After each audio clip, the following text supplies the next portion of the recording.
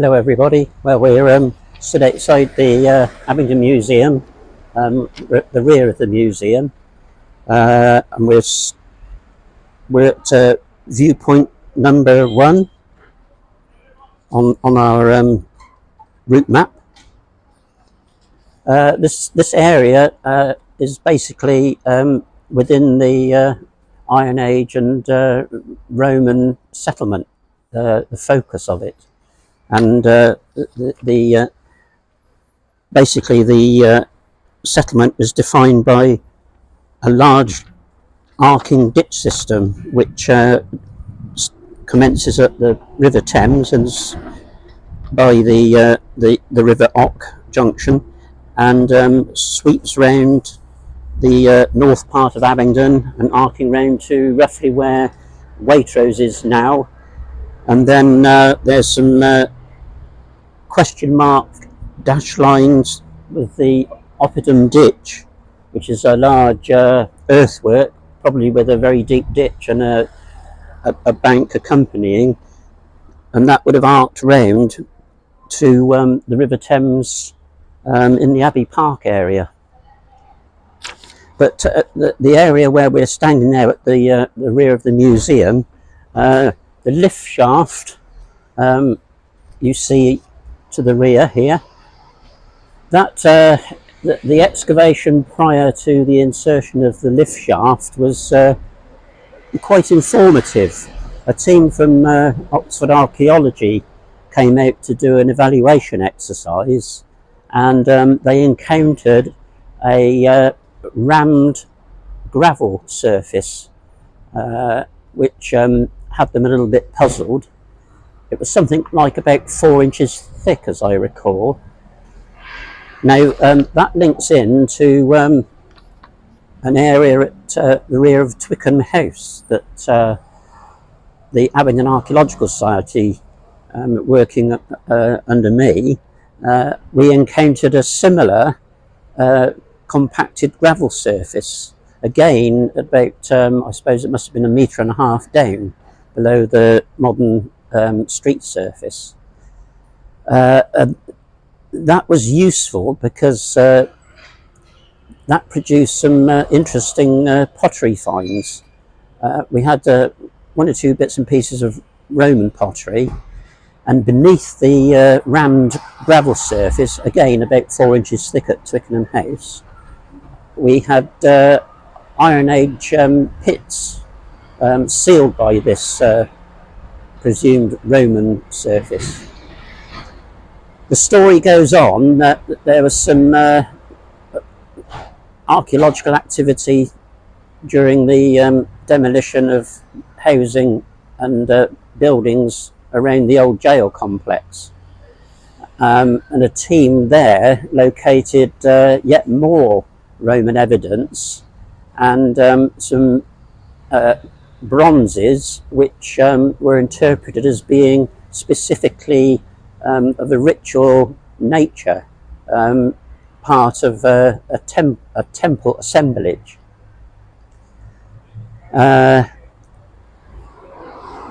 Old records relating to East St Helens Street, which is to my right hand side here, we'll walk down there in a moment. The records suggest that an archaeologist called Ackerman recorded the discovery of some herringbone masonry deep down in a cellar of one of the houses on the this would be the riverside of East St Helens Street, and he interpreted that herringbone masonry as being of Roman date.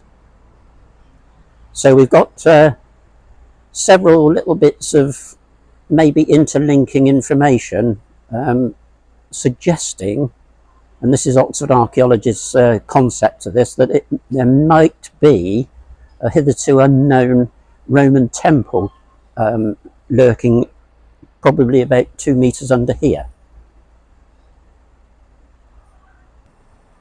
We're now going to walk down to viewpoint number 2, which is just to the rear of where I'm standing now. We're going down East St Helens Street towards St Helens Church. off we go.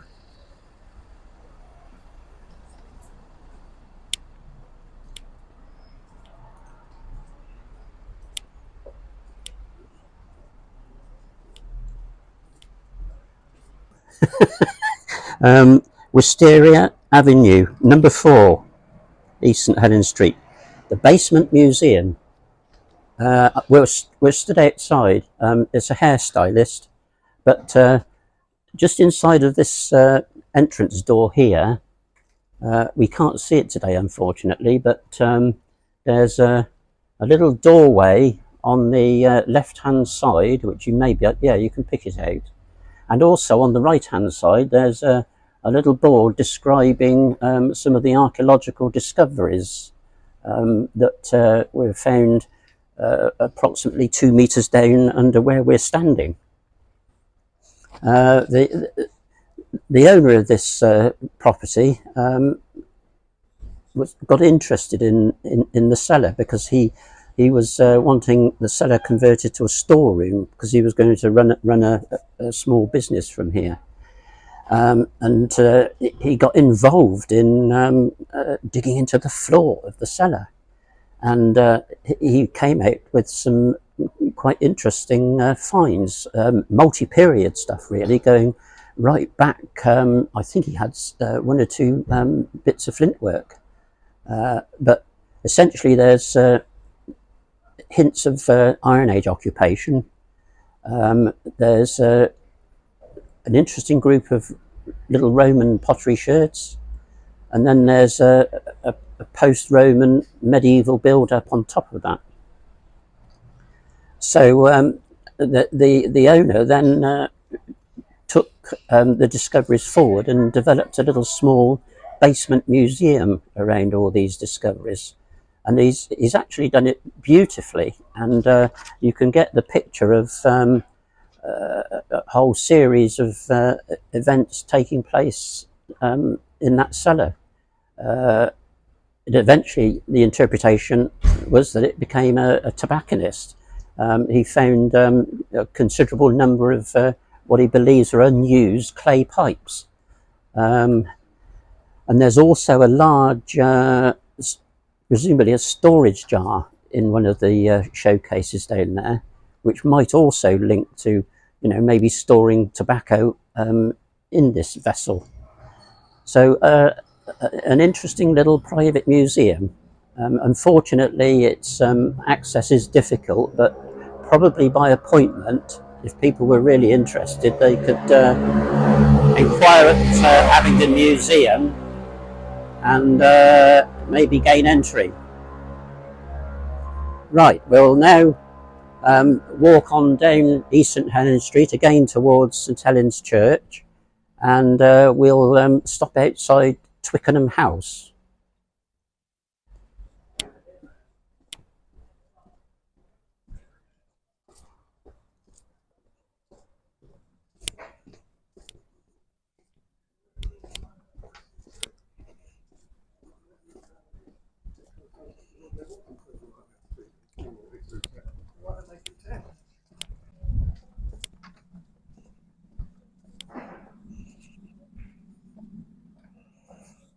I'm now stood outside the side gate into what would have been the kitchen gardens of Twickenham House, which is an early 18th century townhouse of wonderful proportion.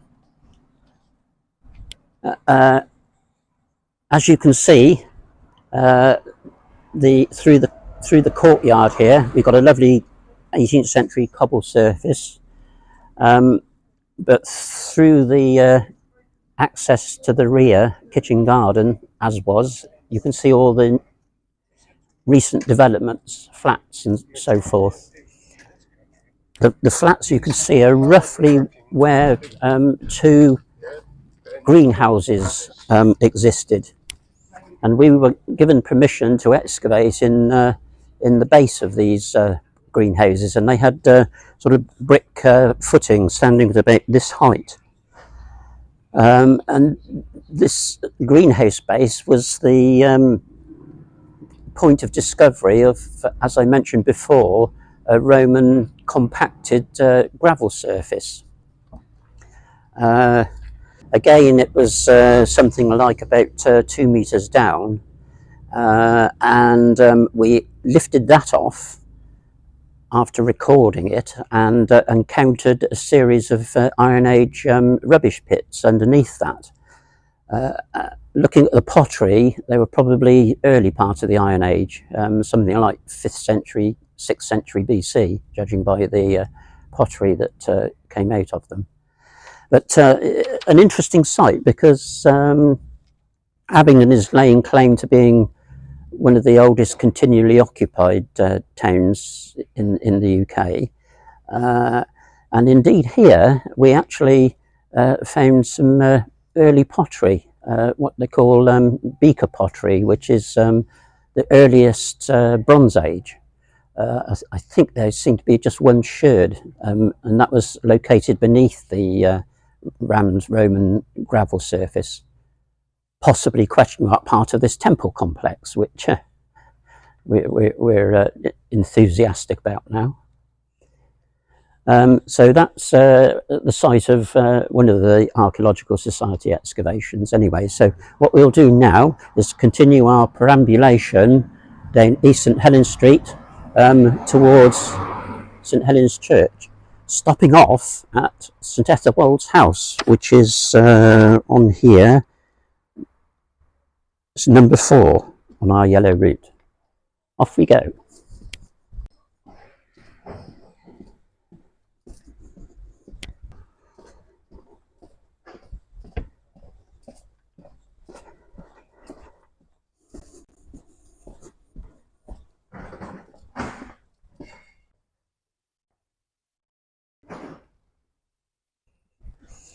We're now stood outside the side gate into St Ethelwold's house.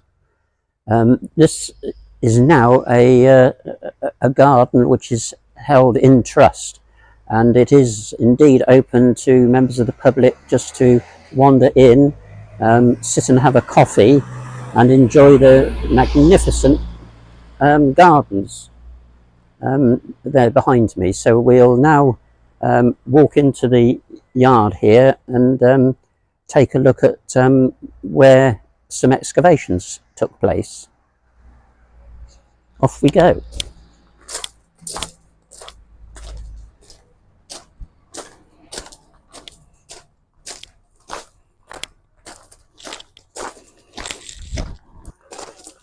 As we walk in here, I can't resist just staring at the gravel, which is probably Middle Thames gravel. It's got a lot of flint in it, so I'm always looking for flints.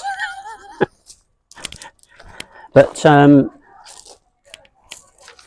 we were invited in here by the then owner. This is back in the would it be the late 70s, early 1980s. The owner, it was Miss Dorothea Pickering, and she ran this establishment as a private school, and she then retired from that and got interested in history and archaeology. And when we met her, she must have been in her late 70s, I would imagine, and I can recall the house being absolutely full of cats. When she invited us in for a coffee, it was amazing. He used to sweep the cats off the table and said, would you, would you like a cup of tea and coffee, whatever. So that was one of the memories of Miss Pickering. But she was very game, and just about here where I'm stood, she'd opened up an enormously deep trench. And it came to the point where she couldn't get out of the trench. So she said, my time is up for actual physical hands-on archaeology.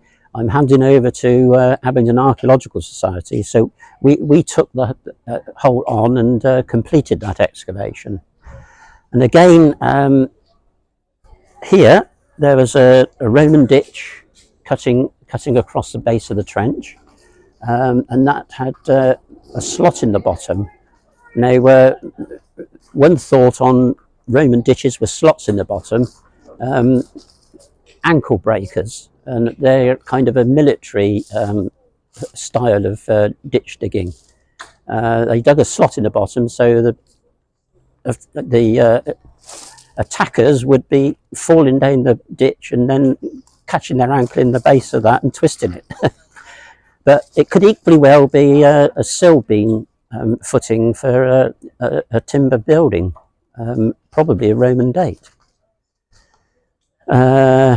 That was all sealed by later soil build-up, and indeed here there's incredible thickness of soils building up over the Roman and Iron Age horizons that must exist under here. And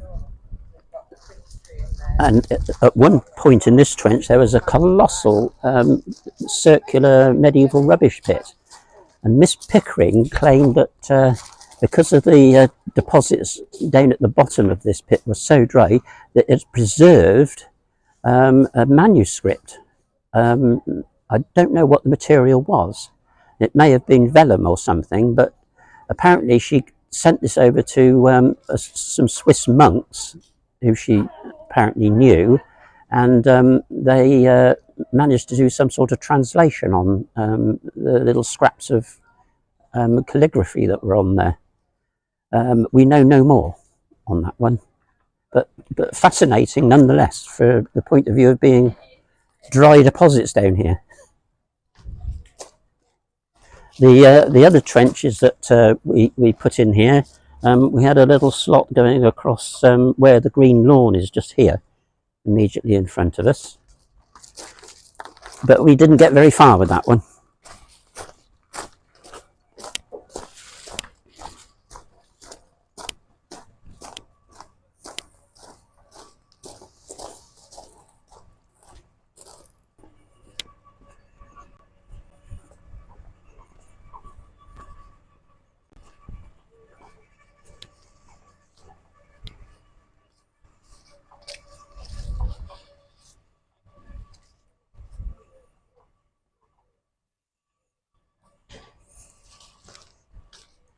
We're now to the rear of St Ethelwold's house in the magnificent garden, and standing on a nice shady bit of lawn with the old walnut tree behind us.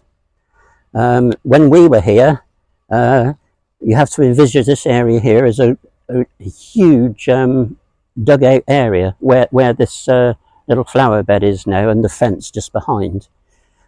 We went down about probably 1.5 meters with a gigantic spoil heap on that side. The concept was that we were interested in a little bit of research in here. We were wanting to know the history of how the river frontage operated in Abingdon, and one thinks of Oxford and the Saxon waterfronts. I was working with the city archaeologist Brian Durham on a trench in close to Christchurch College, St Aldate's, and Brian dug a trench which had 2 stages in it, and it went down an enormous depth, and he was examining Saxon wattle and door revetments, which were placed at one side of a silted up River Thames channel. And the big question here, thinking about all that, what is the nature of the early river frontages at Abingdon? Presumably the river would have been navigable to some extent, and you can imagine maybe little small boats drawing up at the river edge here. But the feelings were here that there were large dumps of basically garden soil and refuse and so on being dumped over the edge of a pre-existing channel, which must have been perhaps further up in the garden here. And the river's, this channel is being constantly pushed back that way, as far as we could make out. Unfortunately, we couldn't complete that excavation because the director had a very nasty accident in Abingdon, and we were unable to continue that excavation through the lack of a director.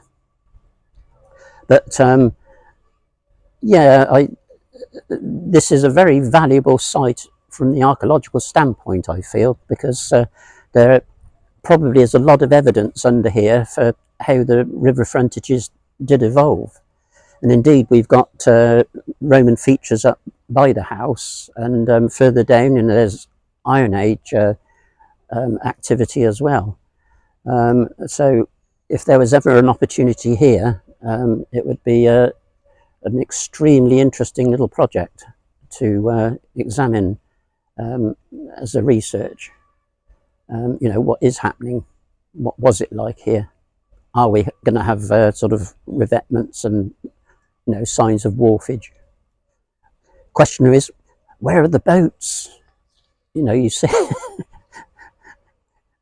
we have not much evidence of boats and rivercraft up here, but archaeologically, you know, early finds, they're there. Right, we'll exit this wonderful little garden now and go towards St Helen's Church.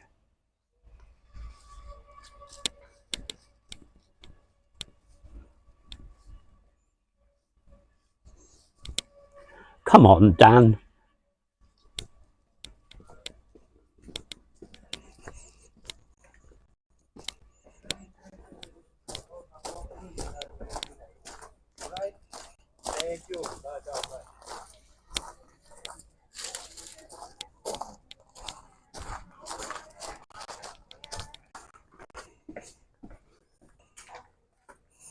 As we walk down there are several holes have been dug by the society in this little area here.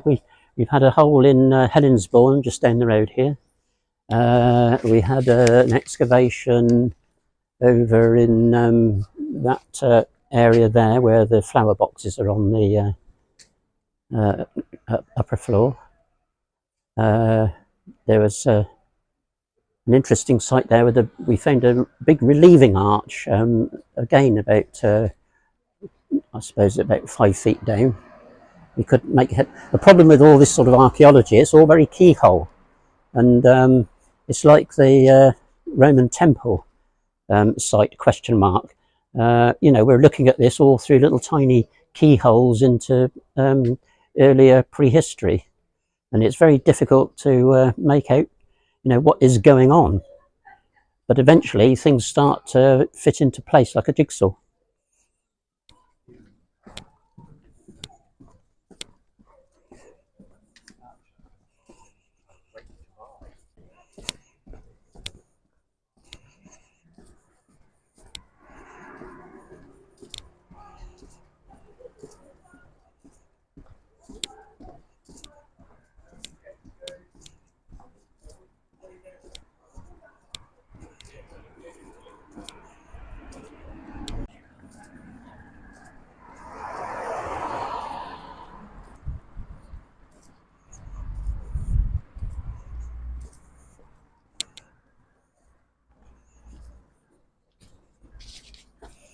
Beautiful piece of smithing, lovely hinges, all this scroll work,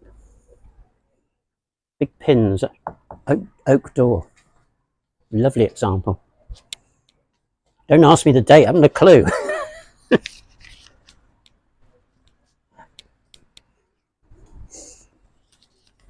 We're now coming into the area of the known as the North Porch. This is the North Porch. It has 2 floors, and apparently the first floor was the rest area, and the ground floor was Abingdon fire station, which would have been in here. I don't quite know how they got the fire engine out, but that's presumably the entrance.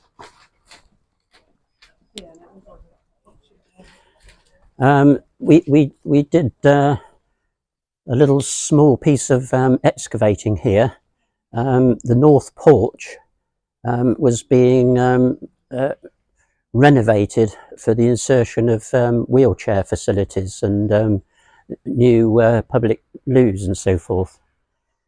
And we were called in by Martin Biddle, who was in charge of the and overseeing the archaeology here in advance of all this work. It was pretty terrifying working under Martin Biddle, because he was internationally known, I suppose, at the time for all his work at in Jerusalem, specifically the Holy Sepulchre. And he was the archaeologist, the consultant archaeologist for that project. And it was, yeah, it was, we had to behave ourselves on that one and do everything by the book. And we had specific instructions to only go down 4 inches within the site of the ground floor of the north porch. And we did a bit of recording in there. There was some lovely Portland stone ledger stones preserved in there. A beaten earth floor. We recorded the inside face of this wall here. It appeared to have sort of interesting phases of construction going on within that, so sort of phases of activity within that wall. The other point of interest, you can see in the porch here now, we have an interesting little, for want of a better word, a column base with a lovely medieval roll moulding at the base of it, and that is camouflage behind this vase of flowers. It's hiding, but one thought is it a curated piece of column base from the Abingdon cross? And this relates to our current exhibition in Abingdon Museum. An insignificant little bit of masonry, but nonetheless, you know, the big question mark is, what's it doing here? And, you know, why is it built into this corner of the north porch? We also did a little tiny bit of work in examining the soil underneath these modern tiling. And we think there's probably 4 burials inserted in here. We could see the sort of ghost shapes of what appeared to be burial pits. The soil appeared to be slightly darker in the grave fills, but because we were not allowed to go down more than 4 inches, then that still remains a question mark. And indeed, you know, they may have been high status burials if they turned out to be burials in here, you know, being within the north porch of interest. Okay, so we'll now walk up West St Helens Street and cut across the car park to viewpoint number, where am I? Yeah, we're studying viewpoint 5, and we're now going to go round to viewpoint 6, which is going back north.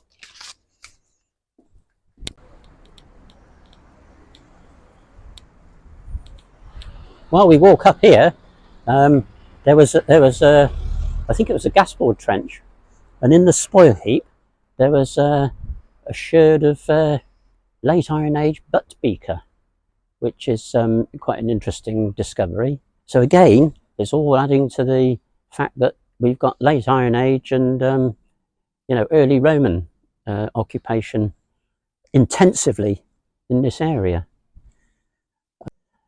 Yes, interesting that there's it appears to be a focal point in this little square here, immediately outside St Helens Church. We've got the focus of East St Helens Street and West St Helens Street opening up into this little small square.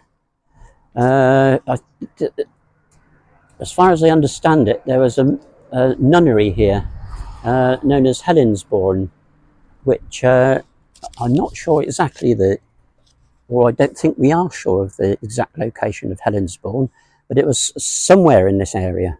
adjacent to the River Ock. And of course we've got that's significant in terms of the oppidum ditch, which we're following the route of.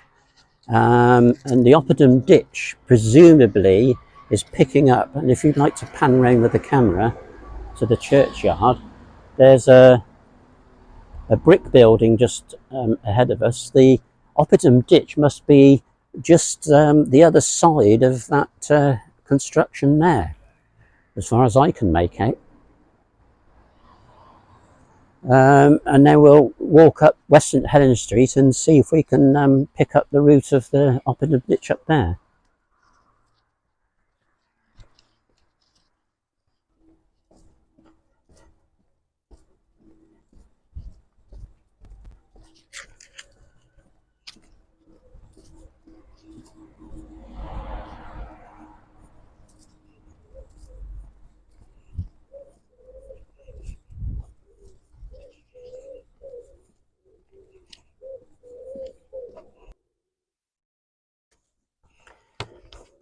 Looking at the faithful guide here, we're at the car park, and according to this, the red blodges are marking the route of the ditch, and that must run under this car park. And immediately ahead of us, to the north, we can see some relatively new flats that have been constructed. A walk through there. This was the original site of the Abingdon cinema, and we can all remember, the archaeologists at least, when we were peering in to the rear of all these properties on West St Helens Street. We can always recall seeing a massive subsidence crack in the rear brickwork of the cinema, and the thoughts were that that subsidence was basically caused by the underlying oppidum ditch system that runs across here. And indeed, Tim Allen of Oxford Archaeology with his team actually confirmed the site of the oppidum ditch. They had some sections across it, I think, in this area up here.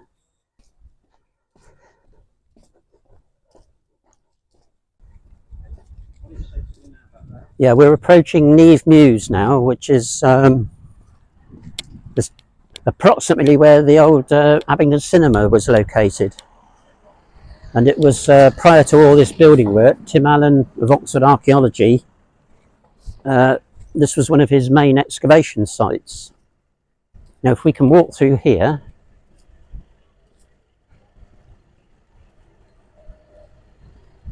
there's some little plaques that are built into the surfaces down here, which are marking discoveries.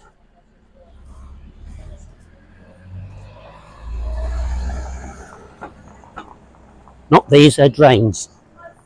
And what spider was tarantula? A big spider. Yeah, these are the little markers. It's just describing discoveries within Tim Allen's excavations. So we've got pottery, leather, pairings, mortar, coins, glazed tile, the thimble, stone fabric, pips, decorated bone, post holes, glass, cobbles, pins, a knife. So this is all giving a flavour of the little artefacts that Tim Allen found in the excavations in this area. Again, sort of suggesting multi-period activity. They haven't suggested there's any Roman finds here. Funnily enough, there's no mention of a massive ditch.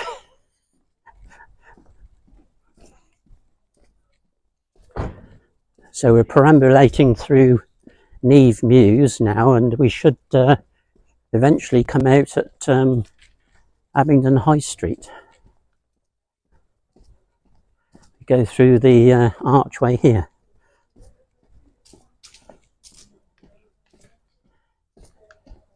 cup and ring marks, Bronze Age, ammonites, nice blocks of stone.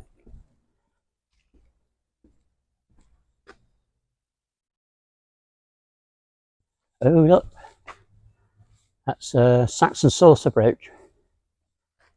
Up there, a wheel.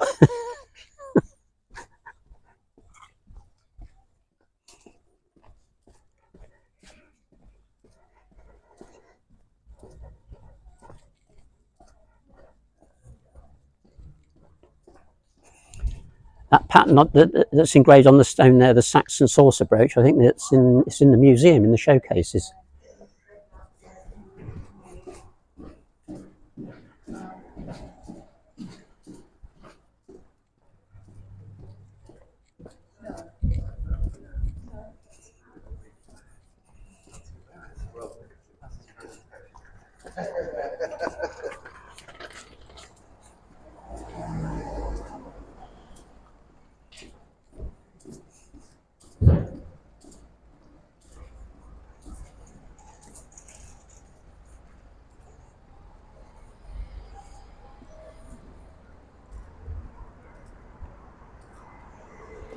Cross the road into Bath Street.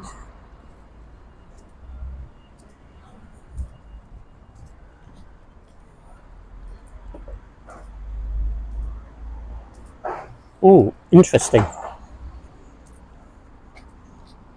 Exactly where you need a hole. Oppidum ditch fill, question mark. Some may doubt it, but kind of in the right place.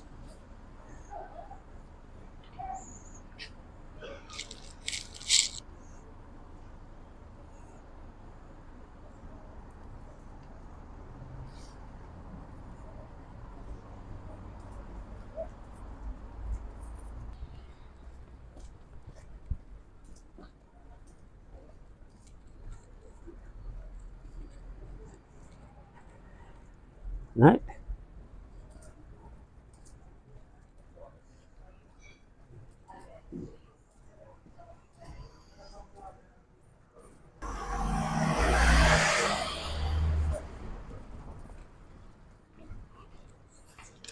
According to our guide plan, there's a slight deviation from the line of the Oppidum ditch. It appears that it's sort of, according to this, it's arcing around under the precinct more. And we should see it as a massive section in there, but we don't. But my part of the tour goes up a little elbow up to the Italian restaurant at the end here of Bath Street.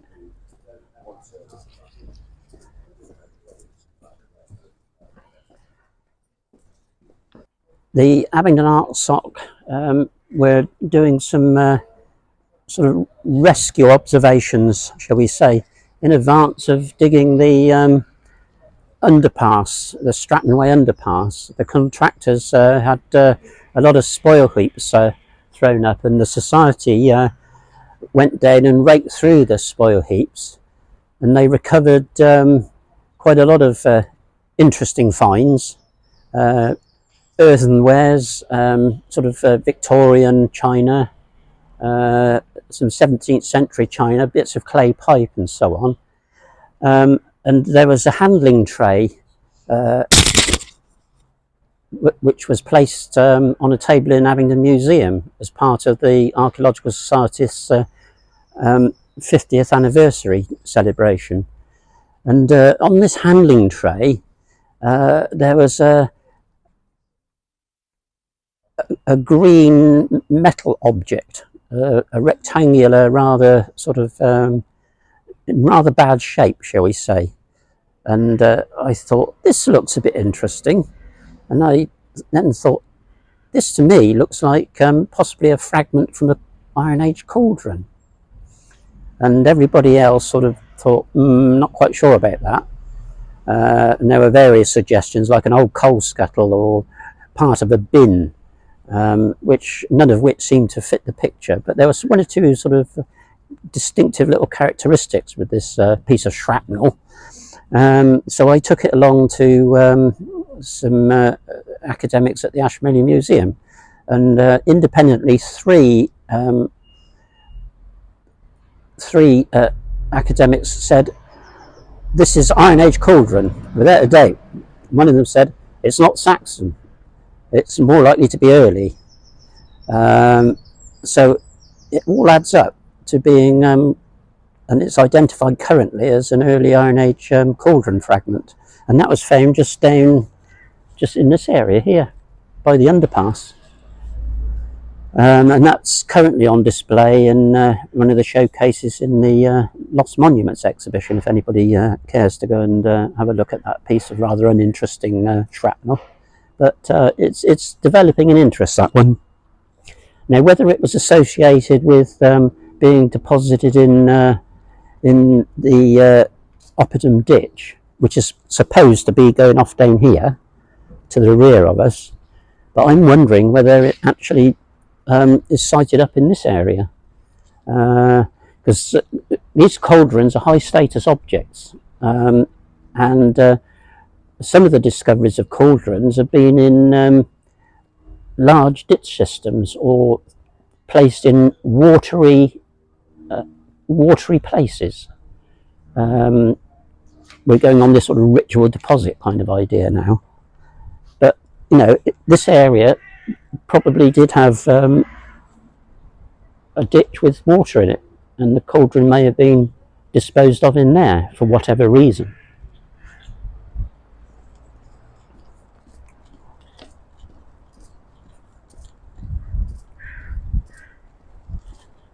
The problem with that idea, talking to Tim Allen, he said, no, I don't believe that philosophy, because our oppidum ditch is late Iron Age. Your cauldron fragment is early Iron Age. So how do we get over that one?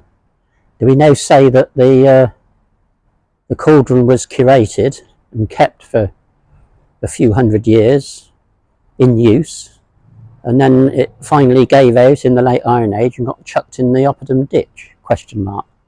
Or is the oppidum ditch earlier? And Dan's about to get run over. Oh no, he's not. He's about to get run over by Mercedes, but he's okay. The underpass is just over there, and somewhere in that vicinity is the site of the discovery of this cauldron fragment. All very puzzling. We're now moving on, and we're going to next stop is 10 minutes away at Waitrose, which is viewpoint number 8.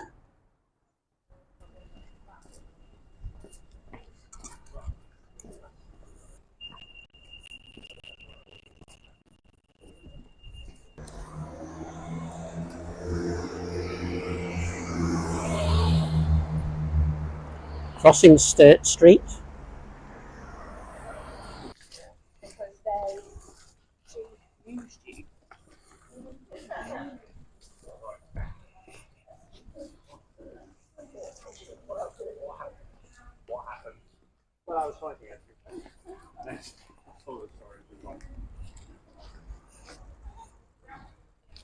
I just love this little building here.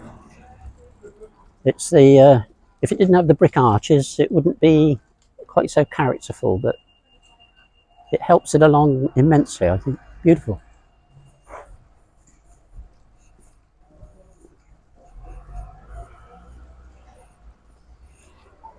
I think this was a pub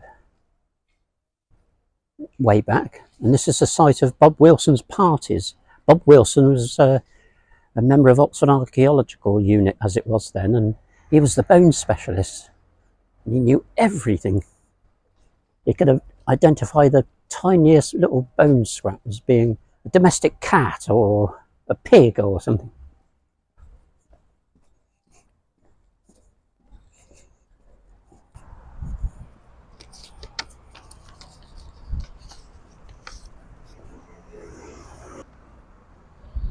I think we stood over there.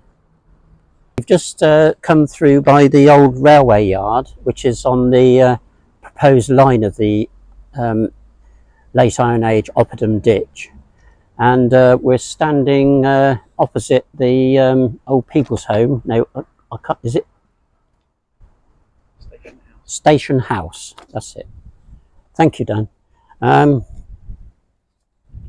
I think this was the site of the Tim Allen excavation, which confirmed the discovery of the late Iron Age oppidum ditch. And the scene has changed now dramatically as to what it was. I mean, all this was given over to excavation and a lot of demolition work and land clearance and so forth. But the excavation here, I think, it because of the depth of the Iron Age oppidum ditch, you know, it was not insignificant in its scale. A lot of man hours of work to dig it out, I would imagine.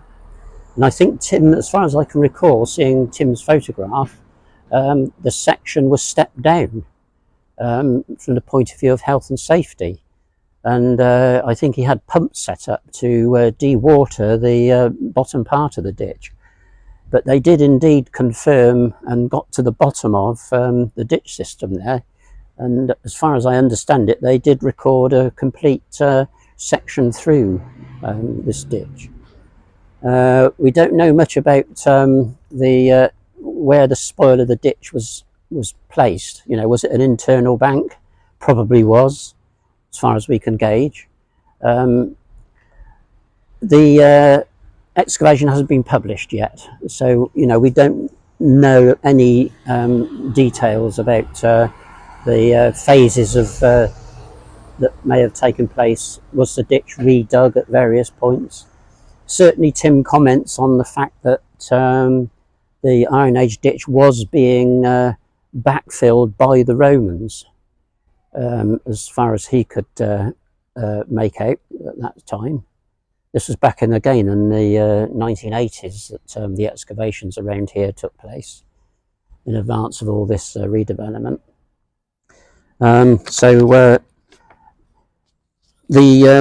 ditch then is thought to run towards the east side of the town, into the Abbey Meadows area, and that is suggested by a series of dashed red lines.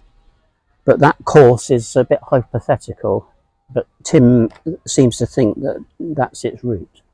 And I think indeed he did try to do some work over in the Abbey Meadows, but I don't know what conclusions that he came to on that one. So I mean that's the end of the recorded tour, and I expect everybody who will be following this is dying for a cup of coffee now. So there are plenty of places to go, and don't forget to call in the museum, and you can have a coffee at Throw-in Buns just outside and enjoy. Thank you very much.